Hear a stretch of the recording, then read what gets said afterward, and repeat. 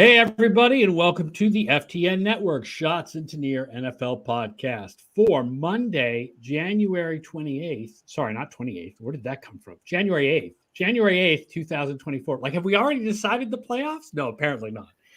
Hi, I'm Aaron Schatz from FTN Fantasy, ftnfantasy.com/DVOA. He's Mike Tanier from themessenger.com. And we are here to discuss the end of the season and the playoffs. I started by asking Mike if he has the Peacock, because I figure that a lot of the reason why I think people are upset about Peacock is because it's only 2 games. Yes, it's only 2 games. And there's not a lot on that particular streaming service. So, yeah, you say, oh, Amazon every Thursday night, I better go purchase Amazon. That makes sense. Anyway, as fate would have it, I have Peacock because my wife and I are big Tour de France fans. And in the summer, like during the dead of NFL, nothing going on like on Bastille Day, we could get up in the morning, make some coffee, sit and watch people cycle around the mountain. So I got it right then for the Tour de France. But of course, I also got it for the NFL because it's a tax write-off. Folks, officially, this is a tax write-off as well. It is a tax write-off, but I will be watching on an iPad with NFL Plus. They do not allow you to cast it to a larger television, but if you have NFL Plus, you do get the game on mobile. On mobile. So I can't stream it on my big No, you can't cast it to your large television, but you can watch on an iPod or an iPad or an iPhone or whatever. So that's how I will be watching Miami and Kansas City, is on an iPad. I mean, I have NFL Plus, but I've got this nice 19-inch television monitor here. I can't watch it on that. I have to watch it on this. I think it has to be on that. Yeah, it has to be on a mobile device, which an iPad qualifies as a mobile device, but I don't think a laptop does. Well, screw it. I've got Peacock. I've got one football game. I've got the Tour de France. I've got Parks and Recreation reruns. I'm set. So it's Black Monday. And so far, we've had Arthur Smith. Arthur Smith was fired at 12:01. That was one.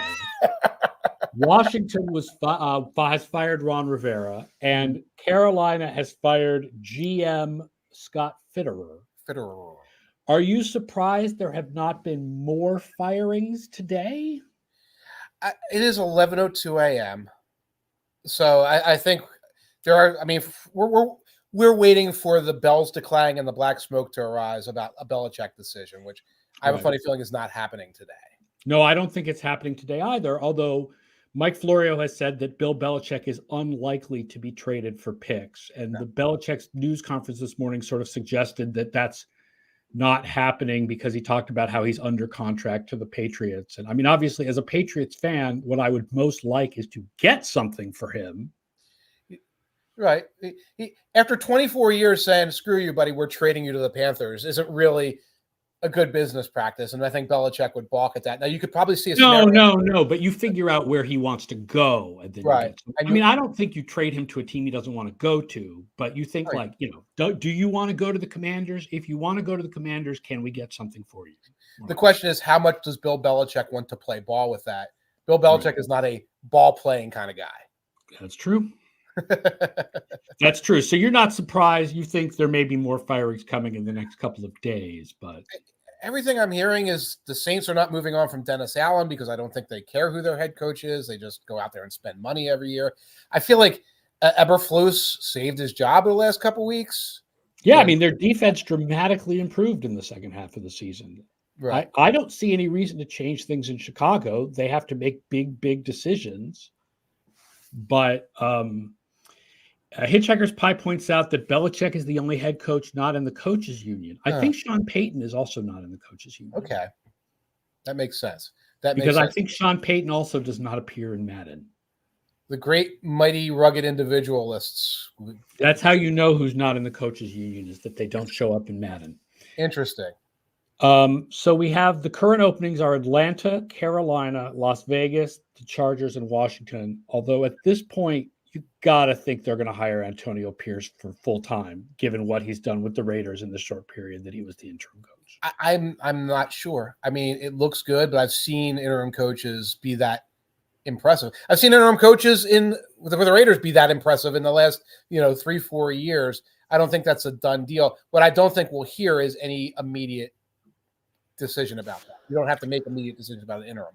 Jim Steck-Schulte says, as a Bears fan, I have tremendous concerns that the current coaching staff cannot develop a quarterback, and they will be drafting a quarterback. I think that doesn't require the replacement of Eberflus or Poles, but they may want to look into the offensive coordinator situation. Right. It's hard to like parse out the blames along the way of like where Justin Fields is right now and calling it blame for him still looking like a really good rookie maybe at this point in his career, whether that's Getsy, whether that's Fields. They should be looking at everything at this point. But I don't know if I want to jettison Getsy based on the idea that Fields only went so far in his development as well. Right, because maybe Fields just wasn't meant to be. And right. But I'm definitely, we can have this argument later, but I think they have to draft a quarterback. Fields has shown that the highlights are amazing. Yes. But the in-between stuff is just not good enough. Every time I try to stand and cape for Justin Fields, we have a game like yesterday's. Yeah. They scored 9 points where there's about against 10 a terrible Packers defense. Yes, like a terrible Packers defense. We has like 5 or 6 opportunities to do what the guys on the Discord like to call the legacy drive and get that big fourth quarter drive, and it never happens, and it's replaced by sacks and incompletions and things like that. So I think they do need to draft a quarterback. I think they do need to move on, but they don't need to do anything right now. And I think we talked about this on the last podcast. The best thing you can do right now, keep the phone on, say all the right things, sit quietly, wait for somebody to start picking the phone up and offering them things for whatever and see what kind of deals for the pick or for Fields, but probably for Fields. Yes. I wanted to go through your rankings. You ranked the wild card teams at themessenger.com this morning, and I have weighted DVOA. And at first, the rankings were very different. And then I realized instead of looking at weighted DVOA, I should be looking at the adjusted ratings that I'm using in the playoff odds that do things like take out week 18 for the teams that sat starters. Gotcha. Or reflect the TJ Watt injury. Okay. So if you look at those ratings compared to what you have at the Messenger, so at the top, we would both put Baltimore and San Francisco 1 and 2. Yep. All right. Then as far as the wild card teams go, you have Dallas ahead of Buffalo. Weighted DVOA has Buffalo ahead of Dallas. Right. I know why that is. It's because of the feeling that Buffalo is so inconsistent that you just don't know what to expect from them on any given Sunday. Yes, that's part of it. And part of it also is having to sort of hammer out the final rankings at about 11 p.m. Before Buffalo had officially won the game. When the score might have actually been 14-7 Miami, and like having to take a guess there along the way and feeling a little more confident just saying, hey, you know what? We'll put the Cowboys number 1. Few people will complain about. I love the idea that Miami should try to tie last night. Someone said if Miami comes back, this is before Tagovailoa threw the interception at the end. They said they tweeted me and they said if they come back, should they go for 2? And I said no. Right. I said because they actually don't want to win this game. Right. They want to tie this game so that they get Pittsburgh next week, but that's not what happened. And now we'll talk about this in a little bit, but Miami has to go to a very, very, very cold Kansas City. I thought yesterday was also interesting. Last night was also interesting for my whole, I'm not supposed to talk too much at this point publicly about awards voting, but, my sort of internal turmoil over who I'm going to vote for MVP. Jackson. Because if you do want to go with Allen, then you got an example last night of the ridiculous turnovers, although one of them was on 4th down, so who cares? And then the really bad decision to throw the ball in the middle of the field right before halftime. Right. Which is not reflected in any stats, but was a really bad decision. Right.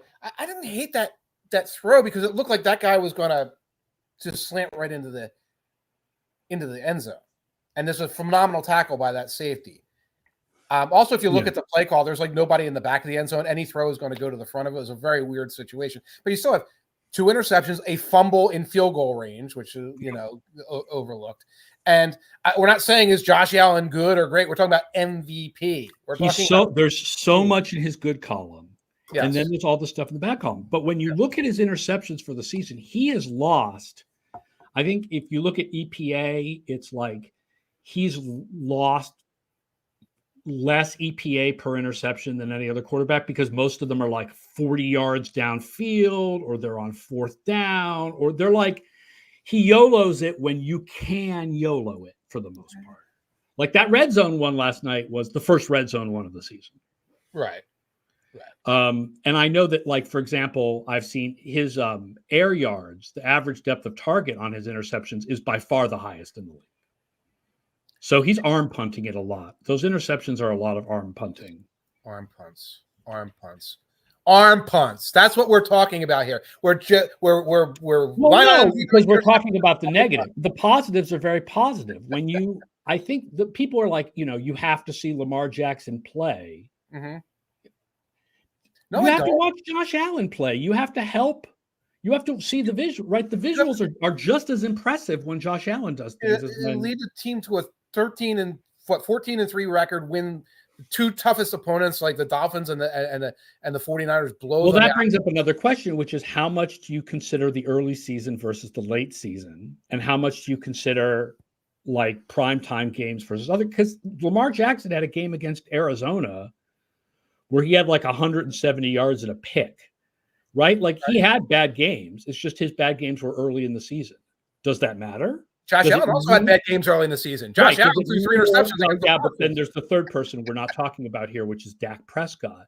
Does it matter if your bad games are late in the season versus early in the season, right? Prescott's bad games were late in the season, right? Jackson's bad games were early in the season. Does that matter? Who led the league in DVOA this year? Brock Purdy. Who led the league in DR this year? Brock Purdy. And Tua Tagovailoa was second. So we're not going there. But between those 3 quarterbacks, if you add in rushing, Allen is the highest, I believe. And then Prescott and then Lamar Jackson. Okay. I mean, it's just a really interesting year because it would be pretty unprecedented for a quarterback who is as low in stats as Jackson is to win MVP, and passing over somebody as good as Purdy is also fairly unprecedented. But we know that both of those things are going to happen, right? Like no matter how I vote, Lamar Jackson's going to win the MVP. Right. Brock Purdy's not going to get a lot of first place votes. He may not get any, right? Like it's just a very interesting year because the top quarterbacks in the stats are all guys who are helped by their scheme. Purdy, Tagovailoa, Goff.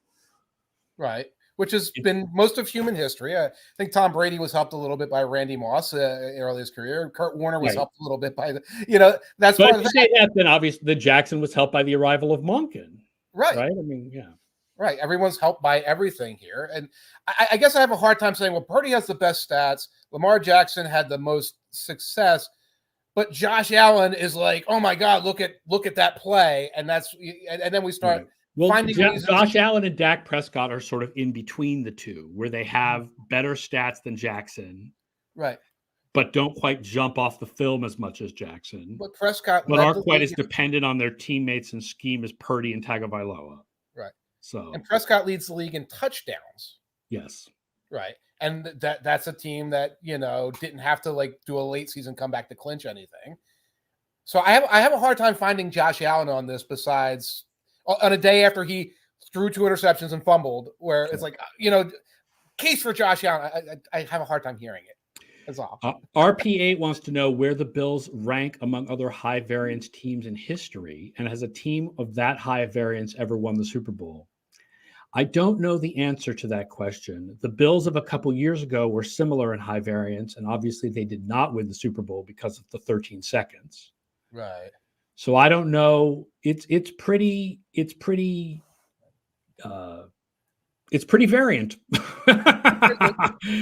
They're pretty inconsistent.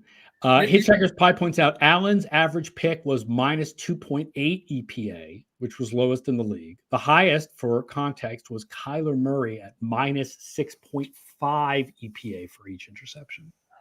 All right. We're really grinding deep in the stats here. Well, I take this very seriously, so I do grind deep. That's fair. That's I mean, to the point where Brandon Aubrey's block kick yesterday matters to me, right? I mean, like, I take this stuff pretty seriously. Brandon Aubrey's block kick matters for all pro kicker. I mean, it matters. Oh, okay. Right. Okay. Fair enough. Right. Like, he's now 6th in value because if he missed an XP, and he had a short kick block yesterday. So he's no longer number 1 in value in field goals. That matters. Who's number 1? What? Who's number 1? Jake Elliott. Fair enough. We'll get to this in a second. The Eagles do something right. The Eagles were number 1 in special teams. Whee! So we have Dallas and Buffalo switched. Okay, so Baltimore, San Francisco, Dallas, Buffalo. We both have Miami. Okay. We both have Kansas City. Right. We both have Detroit. Okay. And when you adjust for sitting starters, we both then have Cleveland. Okay. We both have Cleveland 6th among the wild card teams and 8th among the playoff teams in total. That makes sense. Then you had Houston, Green Bay, Rams. Okay. And I have Rams, Green Bay, Houston. Whatever.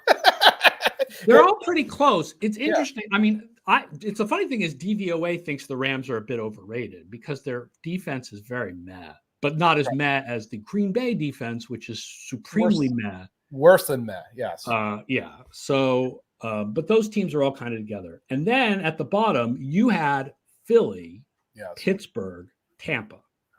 Okay. And weighted DVOA goes Tampa, Pittsburgh, Philly, which leads me to ask you, since I didn't watch the game yesterday, what is wrong? What is wrong with the Eagles? Offensively, defensively, everything except the special teams, right? Like, is completely broken down. And I realized that they didn't have Slay yesterday and they didn't have Fletcher Cox yesterday. How much of it do you think is the personnel's not making it happen? How much do you think is scheme? How much do you blame Matt Patricia? I don't know. It's morale. At this point, it's morale. If we were talking about the losses to like the Seahawks a couple weeks ago, we could be talking about, well, schematically, there's things Patricia's doing that are kind of off the wall here that are hard to say. We could talk about the personnel. Yeah, you don't match up well against these opponents, especially with Slay hurt. You don't have the nickel. You don't have the linebackers. When you go out and play like you do this week or last week against the Cardinals, particularly in the second half of that game, that is a demoralized group of humans. That's the only way you can describe how far this team has fallen. They don't trust each other. They're either pressing or dogging it, like alternately. And you're seeing AJ Brown fumble. You're seeing like these silly mistakes. You're seeing execution errors on 4th down, all this stuff. When it's snowballing like that, it's a mental issue. It just is. It's not going to be quantifiable in some way. Is there a way to solve that in a week? No. No. I can't imagine that they can do, after the way that went and the way the poisonous conversations around the team are right now, that they can get themselves together, get on that plane, get down there, and do anything but, scratch out a win against the Buccaneers, because the Buccaneers, if you watched them yesterday, were horrendous as well. That's how bad it's got. This team needs to end the season, clean their lockers out, and maybe when they take a deep breath, might start being able to pick up the phone and talk to each other like humans again. It'll be interesting if the Rams or Packers win, because otherwise the Eagles, even if they win, would go to the 49ers and get crushed. Right? Like we would feel like it's very likely they would get crushed. Right. To the extent that I can imagine Eagles fans having like end of the world type parties for that game. Hey, do you want to have a party for the Niners game? Yeah, let's hate watch it. Let's do shots and like burn things, that kind of party for that game.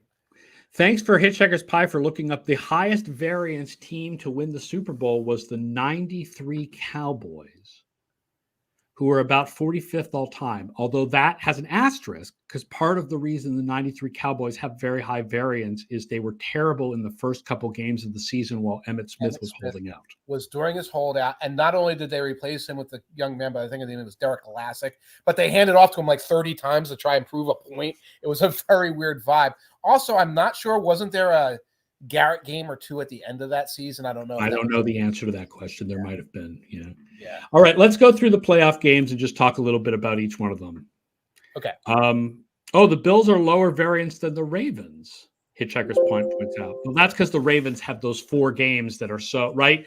There's nobody else had ever had 2 games over 100%, and the Ravens have 4 of them. So that's why the Ravens are high variance, because you can't expect 100% every time. Right. And the Steelers lost, and what was it? The Titans lost, which was a complete train wreck, are sitting in there too.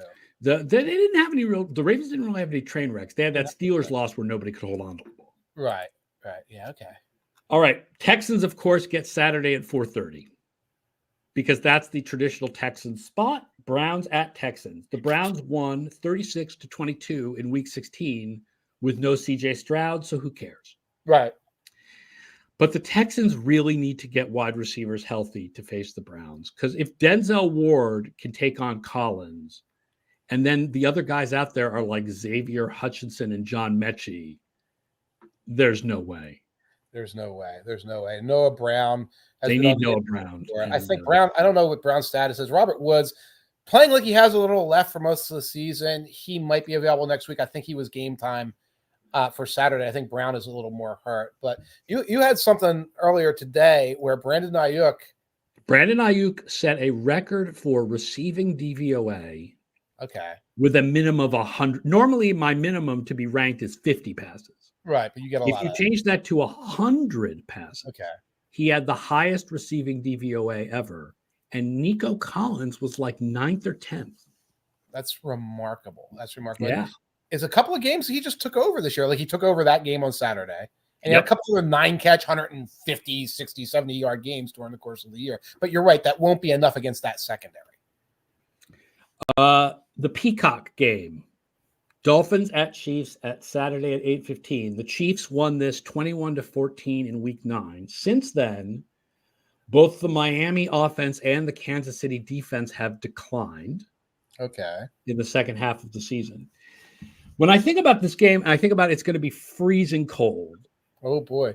On one hand, you think Miami will not be ready for that. On the other hand, you think Miami can run the ball, but they don't power run. It's speed run. So it's not like we're going to bully the Chiefs inside kind of running that you would normally associate with a very cold. Like it's supposed to snow on Friday and then be really, really cold, like minus 10 degrees wind chill or something on Saturday night. Huh. Well, the over-under is way at 44. So I went over there looking for a bargain hunting under. 44 is pretty low considering the teams that play here. I don't have a sense of that. But you're right. The Dolphins are like I hate to use the term finesse because NFL people lose their minds when you say finesse. But this is a team that likes lateral running, pitches, misdirection. I don't know that gives you that much of an advantage in cold conditions. Yeah, obviously the Chiefs have declined on offense. They've declined on defense. The second half of the season hasn't been great for them. But they do have the home field and they do have the cold, and it's not like the second half of the season. The defense has been better for Miami over the second half of the season, except now they are down to Emmanuel Ogbah to play edge rusher. Yes. They're down to Melvin Ingram, who came off his couch like 3 weeks ago, and Emmanuel Ogbah. Like all the edge rushers are injured, and Xavier Howard may not be back for this game either. Right. So it feels like, as much as we've been like, oh, the Chiefs are not the Chiefs, so it feels like the Chiefs can be favored in this. And early in the season, I would talk about how the Dolphins seem to have trouble in really loud road stadiums. All that pre-snap motion and things, sometimes it leads to bobbled snaps. Sometimes it leads to offsides penalties because guys are running and they don't hear the snap count. It's Arrowhead, folks, in the cold. That could help neutralize the Dolphins even more. Steelers at Bills Sunday at 1. I would almost say for Mason Rudolph and a TJ Watt-less Pittsburgh defense to upset the Bills would be one of the greatest upsets in wild card history, at least. But given the way the Bills are up and down, that's not. I mean, you almost see like it's possible, but it's not. It doesn't seem very possible. The Bills No. are favored by like 10 points or something. Yeah, I'm seeing 9.5, and the Steelers look really good at 9.5 because the Bills will either win by 40 or they'll goof around. And I agree with you, by the way, on the Steelers at plus 9.5. Yeah, and the chance that it's a goof around and the Bills give up, Bills score 24 points, but they give up 16 with stupidity, and therefore you cover. That I like, but I can't see the Steelers taking that game. The Packers at the Cowboys. 4:30 on Sunday. The Packers are the number 4 offense since week 10, but the Cowboys are the number 6 offense since week 10, and the Cowboys have a much, much better defense than the Packers do. Much better defense, much better defensive front. I was looking up, I lost count of how often they're in dime. Cowboys are in dime all the time, all day, every day. They use that speed out there. I think the best way to neutralize that would be to try to run against them. Aaron Jones is pretty good. I don't see the Packers running out this win. I see this as a Cowboys victory. I mean, I'm rooting for the Cowboys. I would like to see, for their fans, I'd like to see an end to that whole the Cowboys haven't been to the conference championship game since 1995 thing or whatever. Mm-hmm. I mean, I think they'll get killed by San Francisco when they get there, but Yep. Yeah, no matter what, you're never going to get a victory in the Dak can't win the big game story because the big game will be whichever one he loses. Right. Rams at Lions, Sunday, 8:15, the No Revenge Bowl. No revenge. This is the game where no one really wants revenge. Everybody likes each other. And they're going to talk about revenge. No one wants any revenge. The divorced couples with their new spouses, whom they're very happy with, meet at the wedding. It's like, hey, you know what? This is good that we did it this way. Let's like. That's right. This is the happy divorced couple when they're at the kids' bar mitzvah. right. Getting along great. Like, oh God, we're so much better this way than when we were married. Rams are 3rd in offense in weeks 10 to 17, if you don't include the Carson Wentz game. And the Lions fell to 18th in defense in weeks 10 to 18. Mm-hmm. So while the Rams offense, the Lions offense is good, and the Rams defense is pretty meh, I think the Rams offense may be better, and the Lions defense is pretty meh. I think the Lions defense has stabilized a little bit. Remember, I mean, they played pretty well against the Cowboys. Yeah, they've been placing the Vikings for, it seems like, the last 2 months. Maybe they stabilized a little bit.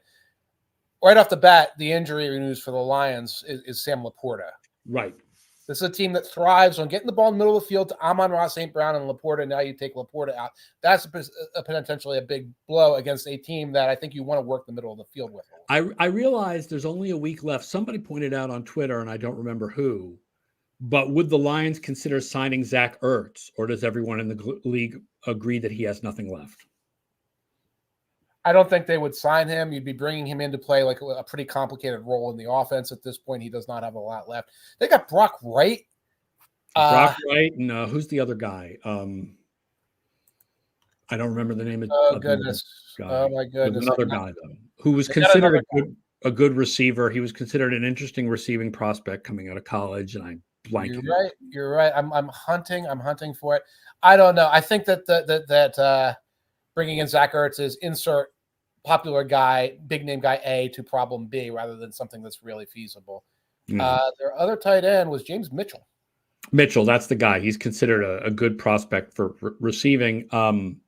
I think this is going to be a really good game. They threw it on Sunday night. This seems like a pretty good one right there. It is. I think it's closer than it looked a couple of weeks ago, certainly. And all credit to the Rams, especially the rookie class, for developing the way they did in the second half of the season.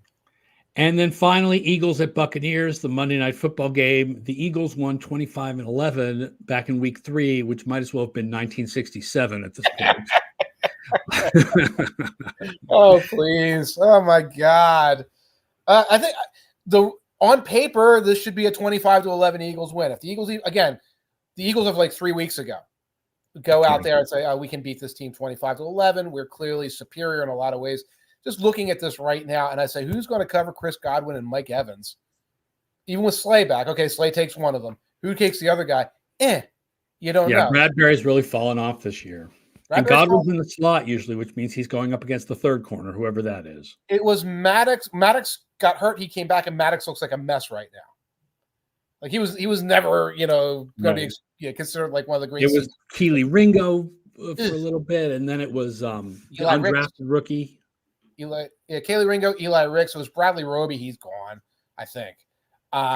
It's bad. It's just a bad situation. So the Eagles have to hope that the Buccaneers do what they often do, which is not run the ball at all. Just fail to run the ball. But they run the ball pretty badly, and that's not a good front to run against, I would think. Right. So force them to pass, and hope the Eagles and again, hope the Eagles offense plays like it was still playing like against the 49ers not that long ago. That offense was still moving the ball well. We will have much longer previews of these games on Thursday's podcast. So come back Thursday at 11 a.m. Eastern or listen to the podcast in your podcast feed, and we will have much more detailed previews of these games. That does it for today's show, though. Thank you, everybody who has tuned in. Thank you, everyone, for listening and asking questions. Again, Mike is at themessenger.com. I'm at ftnfantasy.com/DVOA. We'll get that final DVOA commentary up later today. Check out Mike's review of all the wildcard teams at themessenger.com. And we will see you back here Thursday at 11 a.m. Eastern for a more detailed preview of Super Wildcard Weekend. Much like Super Pac-Man, you have to eat keys and no one understands why. No, seriously, at some point they're going to have to stop calling it that, right? At some point it just becomes Wild Card Weekend. Putting super on top of everything doesn't help. Super Wild Card Weekend. It's like all right. Hat on a hat. We'll be back Thursday, 11 a.m. Eastern. So long, everybody.